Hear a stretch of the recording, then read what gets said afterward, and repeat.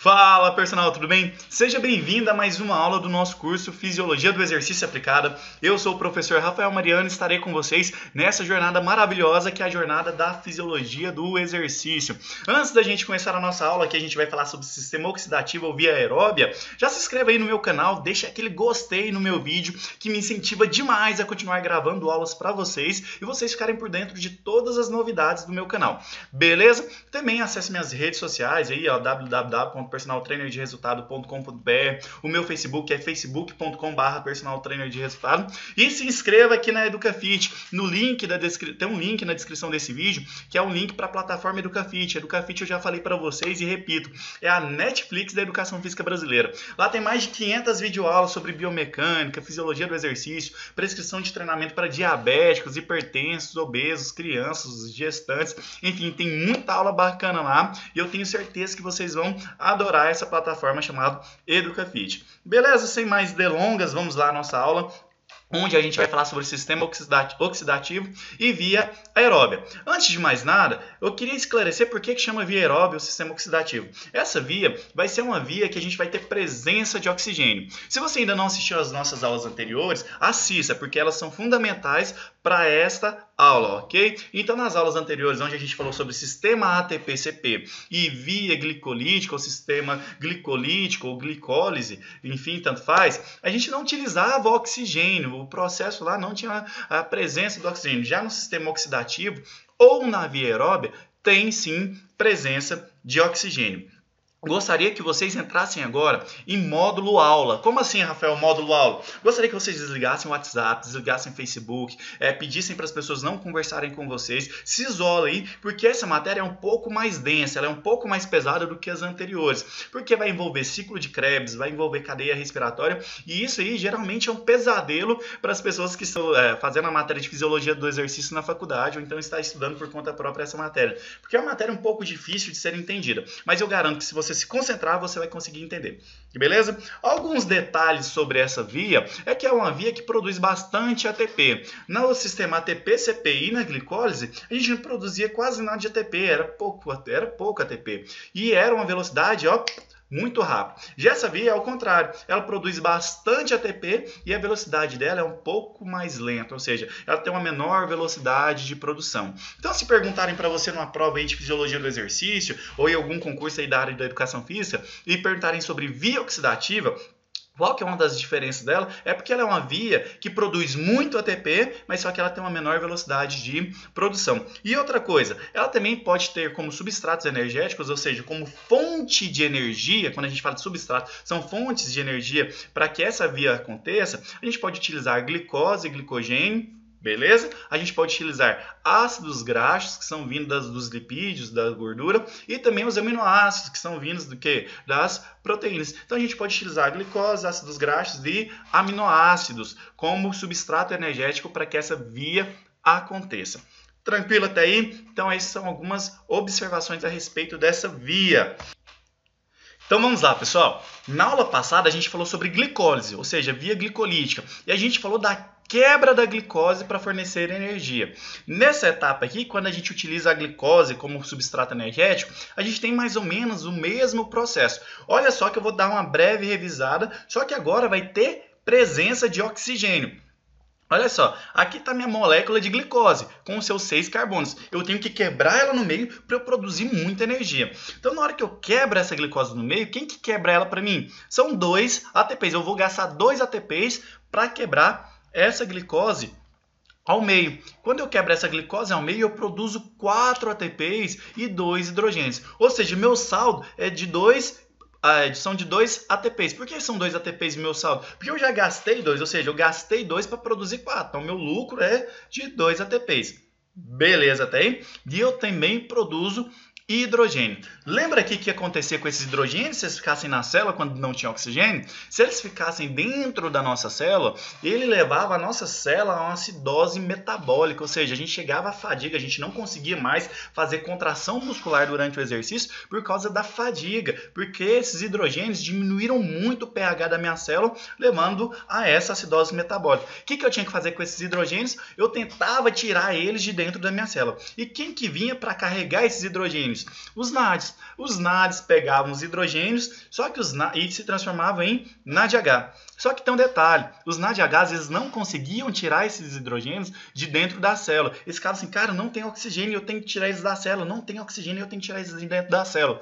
Para quem que eles entregavam esses hidrogênios, pessoal? Eles entregavam esses hidrogênios para o piruvato. Então os piruvatos, são essas estruturas aqui de 3 carbonos, pegavam esses hidrogênios e se transformavam em quê? Em lactato. A gente falou isso na aula passada e eu repito para você. Se você não assistiu, volta lá e assiste, beleza? Então eles se transformavam em lactato e tentava, e a partir daí eles conseguiam sair da célula depois que eles se transformavam em lactato, porque já tinha receptores para isso, os MCTs, eles tinham peso molecular para sair de dentro da célula.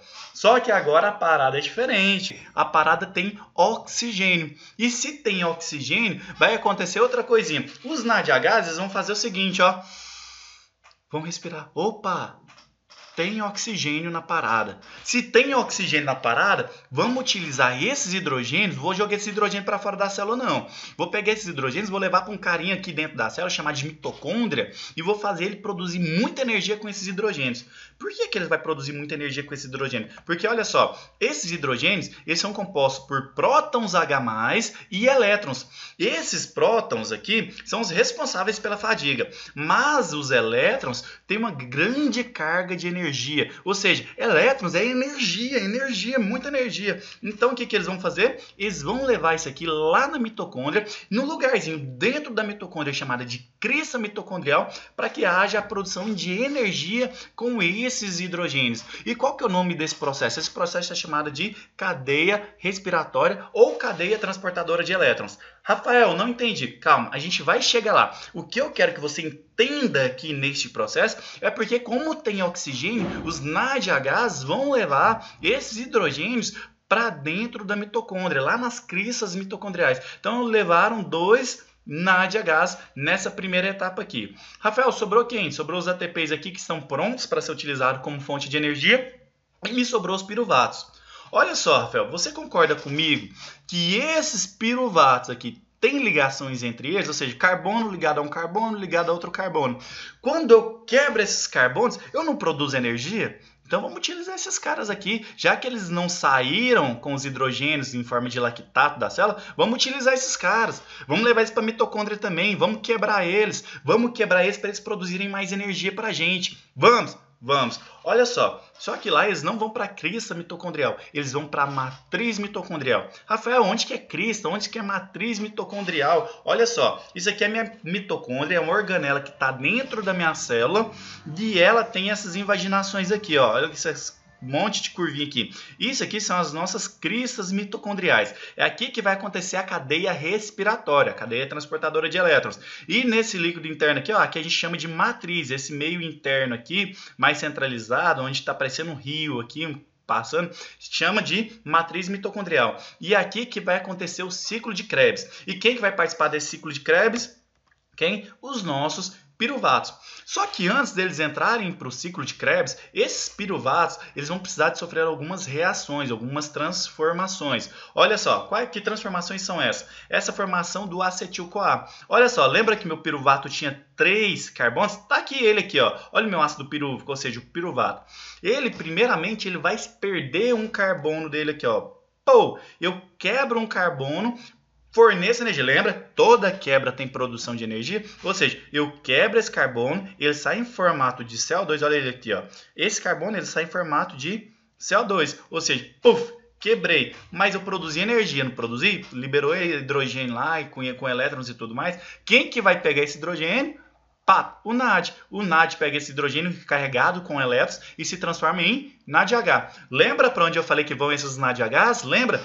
Vão lá para as cristas mitocondriais. Então ele vai levar esses NADHs lá para a sua crista mitocondrial para sofrer a cadeia respiratória. Lá na frente a gente vai chegar nessa cadeia respiratória, beleza? Então eu vou ter agora uma molécula só com 2 carbonos. E essa molécula com 2 carbonos é chamada de acetil.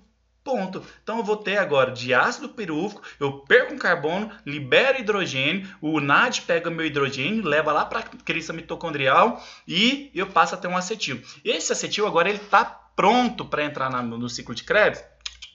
Ele sozinho, esse acetil, ele não consegue participar do ciclo de Krebs. ele vai precisar da ajuda de uma enzima chamada de coenzima A. Essa coenzima vai auxiliar ele, vai se ligar a esse acetil e vai entrar no ciclo de Krebs. Aí sim, olha só, se eu tenho um acetil e eu me ligo com a coenzima chamada coenzima A, eu vou ter a famosa acetilcoenzima A ou também acetil-CoA. Tem muita gente que fala assim, acetil-CoA, que é de coenzima A. Então, a partir da formação dessa molécula aqui, eu estarei pronto para ir para o ciclo de Krebs. Lembra, gente, que eu falei para vocês entrarem no módulo aula, porque eu tenho bastante reações nesse momento, é por isso que eu quero que vocês se concentrem. Então, até agora, eu quebrei o meu ácido pirúvico, perdi um carbono dele, formei o acetil, peguei a energia provinda dessa quebra, o NADH pegou essa energia, o NAD+ pegou essa energia, se transformou em NADH, mandou lá para a crista mitocondrial e o acetil se ligou com a coenzima A e formou o acetil-CoA. É isso até agora. Eu sei que é um pouco difícil, é um pouco complexo, mas o legal do YouTube, o legal das videoaulas é que você pode voltar o vídeo, assistir quantas vezes você quiser, até isso entrar dentro da sua cachola, beleza? Então aqui eu tenho a acetilcoenzima A e ela está pronta para entrar no ciclo de Krebs. Então, olha só. Então, presta atenção que agora a gente chegou no ciclo de Krebs e o ciclo de Krebs é a parte mais temida da fisiologia do exercício, é a parte mais temida da bioquímica e a parte mais temida da educação física. Muita gente, você vai conversar e vai falar assim, gente, o ciclo de Krebs é muito difícil, é muito complicado de ser entendido. Sabe por que é difícil? Porque as pessoas, elas tentam começar a aprender pela forma errada, elas tentam decorar todos esses nomes, todos esses processos, sem entender o que está acontecendo, por que está acontecendo e para onde vai todas essas substâncias produzidas dentro do ciclo de Krebs. E eu tô aqui para explicar isso para vocês, beleza? Então, olha só, a gente parou aqui na parte do acetilcoenzima A. Então, eu vou pegar minha coenzima A, acetilcoenzima A, e vou parar lá no ciclo de Krebs com ela. E qual que é a função do meu ciclo de Krebs? A primeira pergunta que vale R$1 milhão. Qual que é a função do ciclo de Krebs? Quebrar esse acetil-CoA. Simples assim. Aí você deve estar me perguntando, Rafael, mas a acetilcoenzima A, ela só tem 2 carbonos, então ela é muito mais fácil de ser quebrada. Não, não é. Olha só essa analogia que eu vou fazer para vocês. Imagina essa caneta. Olha o tamanhozão dessa caneta. Vou quebrar ela no meio. Pá, quebrei. Foi fácil. Então eu deixei essa caneta menor. Ela ficou a metade desse tamanho aqui. Vai ficar mais fácil ou mais difícil de quebrar agora essa caneta? Vai ficar mais difícil. Ok? E a mesma coisa que o nosso corpo entende nessas moléculas aqui de carbono, nessas ligações carbônicas. Olha só, ela era grande, ela era uma molécula de glicose. Gastei 2 ATPs para quebrar essa molécula de glicose, puf, quebrei, produzi 4 ATPs. Tranquilo? Passei a ter piruvato. Vamos quebrar esse piruvato também? Sim, nós quebramos esse piruvato. Olha aqui na formação do acetil que a gente já viu. Puf, quebrei o piruvato. Saiu em forma de carbono e virou acetil, que se ligou com a coenzima A e agora é acetilcoenzima A. Tá fácil. Agora que só tem 2, ficou difícil. Ficou difícil e ficou tão difícil que ele vai ter que se ligar a outra substância para ele voltar a ser grande de novo para o corpo conseguir quebrar essas 2 moléculazinhas aí. E a quem que ele vai se ligar? Ele vai se ligar a quem estiver passando aqui na hora, que no caso vai ser o oxalacetato. O oxalacetato ele tem quantos carbonos? Ele tem 4 carbonos. E esses carbonos vão ser ligados a quem? Ao acetil-CoA. Então, olha só, se eu tenho 2 carbonos aqui e eu tenho 4 carbonos aqui, soma 2 mais 4, eu passo a ter 6 carbonos. E é o que formou nesse citrato. Então, esquecendo os nomes, a gente vai ligar o quê? A quantidade de carbonos que tem cada substância dessa. Olha só, então aqui eu passo a ter 6 carbonos. Eu passo por algumas reações para se transformar em isocitrato, para ele ficar pronto para perder um desses carbonos, ou seja, a primeira quebra para eu fornecer energia. Porque lembra, é nas quebras que a gente produz energia. Olha só, esse isocitrato ele vai ser quebrado, ou seja, olha aqui, eu tenho um C6 e passa a ter C5. Ou seja, eu quebrei, eu perdi um carbono. Cadê esse carbono que eu perdi? Olha ele saindo aqui. Uai, mas e quando eu quebrei, eu produzi energia, não produzi? Sim, você produziu energia. Quem que pega essa energia? O NAD. O NAD não pega aqueles hidrogênios que estão ricos em prótons H+, e elétrons ricos em energias? Sim. Então aqui, ó, ele pegou isso daí. Então foi daqui que saiu esse NADH e esse CO2. Eu vejo muita gente olhando para essa imagem do ciclo de Krebs e não entendendo o que aconteceu. Foi simples, pessoal. O acetil-CoA só tinha 2, se ligou com uma substância que tinha 4, virou 6.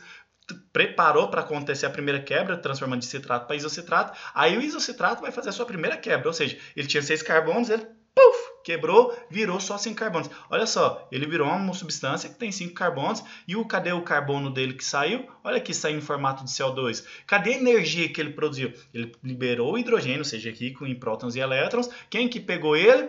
O NAD+. E o NAD+ virou quem? O NADH. Tá começando a ficar mais claro para você, né? Se não está ficando claro, volta e assiste novamente. E aqui, vou fazer de novo. Quebrei mais um carbono. Passei a ter 4 carbonos aqui. Cadê o carbono dele? Olha ele saindo aqui em forma de CO2, liberou mais energia, vem o NADH e pega ele. Olha só, pessoal. Até aqui eu consegui quebrar esses dois que estavam aqui. Agora eu só tenho 4. Aí você deve estar me perguntando, Rafael, e esse resto de reações aqui? O que está acontecendo?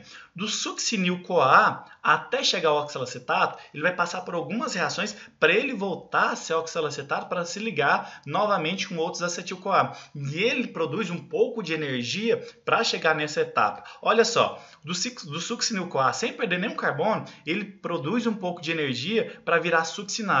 Mas é tão pouca energia que ele não pode ser nem chamado de ATP. Ele é chamado de GTP, que é a guanina trifosfato, que é diferente do ATP, que é a adenina trifosfato. Só que eu já falei para vocês numa aula sobre ATP que eu dei, que o corpo ele só reconhece o ATP como fonte de energia. Então o corpo ele dá o seu jeito lá e transforma esse GTP em ATP. Então ele vai produzir um ATP aqui, beleza? Do succinato para o fumarato, ele vai produzir mais um pouco de energia. Também não é muita energia. Então quem que vai vir buscar eles? Vai vir os FAD. Mas não era NAD que ia buscar? Sim, os NAD eles pegam mais energia. Eles pegam bastante energia. Já os FADs, eles vão fazer o mesmo serviço do NAD, só que ele vai pegar menos energia. É como se fosse caminhão. Imagina um caminhão para pegar um monte de terra e tem aqueles caminhãozinhos de frete que pegam um sofazinho, pegam uma geladeira. Então o FAD tem a mesma função do NAD, só porque ele pega menos substâncias, ok? Tranquilo? Aí ele vai passar a se transformar em fumarato, depois ele passa para malato, e essa última aqui do malato para o oxalacetato, como é a última reação, que vai ser a mais difícil, até ele virar o oxalacetato, ele produz mais energia. Só que como é uma energia um pouco maior, o FAD não dá conta de carregar. Então vem o NAD e leva essa última energia, voltando a ser oxalacetato, e o ciclo começa novamente. Esse é o ciclo de Krebs. Respira, cara. Respira que você vai conseguir entender isso daqui. O que eu quero que vocês entendam disso daqui? Eu quero que vocês pensem agora. O que foi produzido? Por que a gente teve que produzir esse tanto de coisa? Lembra que isso aqui são carregadores de energia? Ou seja, essas substâncias que estão carregando energia, ó, esse cara aqui está cheio de energia carregada. Esse carinha aqui está cheio de energia carregada. Isso aqui já é energia, que é o ATP. Isso aqui está cheio de energia carregada. Isso aqui está cheio de energia carregada. O que eu vou fazer com isso? Eu vou mandar lá para a nossa próxima etapa, que é a cadeia respiratória, que eu vou explicar na próxima aula para vocês. Então, o que o ciclo de Krebs produziu? Olha só, ele produziu 2 CO2, 3 NADHs, 1 FADH2 e 1 ATP. Só que é uma observação. Isso aqui ele produziu para 1 acetil-CoA. E cada glicose me fornece quantos acetil-CoAs?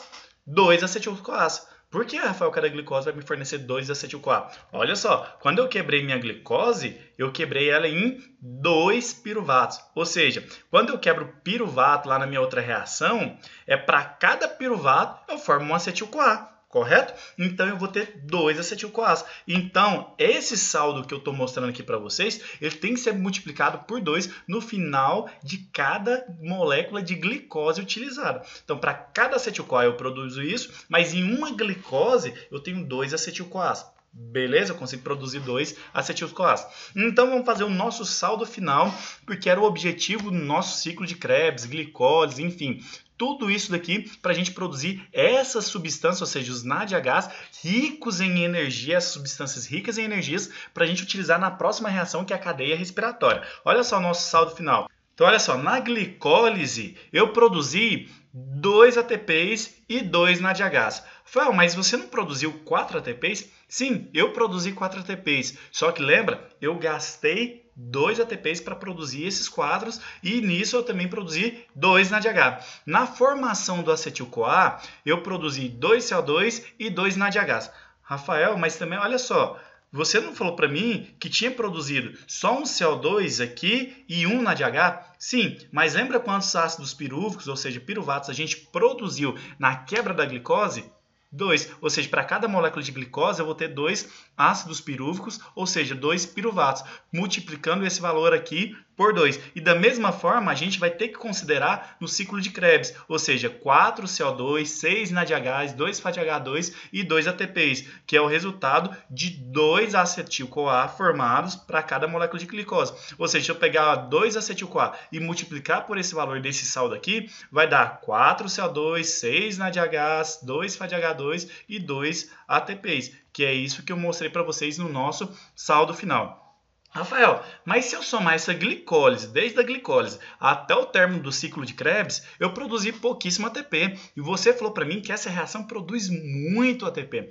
Sim, só que a gente não acabou ainda. Eu sei que a gente produziu poucos ATPs aqui, ou seja, a gente produziu 2 daqui, mais 2 aqui. Então, ou seja, deu um total de 4 até agora. Mas olha só, eu produzi vários FADH2, vários NADHs, olha aqui, NADH, NADH, NADH, FADH2, e eles vão ser lançados lá para as cristas mitocondriais para acontecer um evento chamado de cadeia respiratória ou cadeia transportadora de elétrons, que é esse evento aqui que a gente vai estudar na próxima aula. Então não perca a nossa próxima aula, que a gente vai falar exclusivamente sobre cadeia transportadora de elétrons ou cadeia respiratória. E vocês vão entender como que esses FADH2 e esses NADH vão produzir muito ATP. Mas quando eu falo muito, são vários ATPs mesmo. Tudo com esses carinhas aqui chamados de NADH e FADH2. Então não deixe de curtir esse vídeo, se inscrever no nosso canal. Assista também a série da EducaFit, está aqui embaixo. Vai lá, ó, clica no nosso link que está aqui na descrição do vídeo,